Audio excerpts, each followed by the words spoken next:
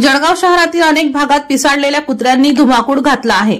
यातच शहरातील मोहन नगरात पिसाळलेल्या कुत्र्याने 7 जणांचे लचके तोडल्याने गंभीर जखमी झाल्याची घटना घडली आहे। जखमींमध्ये 2 लहान मुलांचा समावेश असून त्यांच्यावर शासकीय वैद्यकीय महाविद्यालय व रुग्णालयात उपचार करण्यात आले।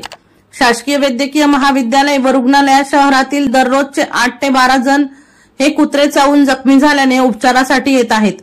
शनिवारी महाबळ परिसरातील मोहन नगरातील विनोद गुजराती या मुलाच्या मागे एक कुत्रा लागला। त्या मुलाच्या आवाजामुळे सुरेश माडी हे हातातील बादली घेऊन कुत्र्याला पळविण्यासाठी गेले असता त्यांनाही चावा घेतला। यावेळी आजूबाजूचे नागरिक धावून आले, त्यांनीही कुत्र्याला हाकलले, मात्र या कुत्र्याने हरीश नाथानी, गणेश चौधरी, गीतेश बाविस्कर, मयूर ठाकरे यांच्यासह आणखी एकाला चावा घेतला। यावेळी इतर नागरिकांनी तत्काळ जखमींना शासकीय वैद्यकीय महाविद्यालय व रुग्णालय येथे उपचारासाठी दाखल केले आहेत।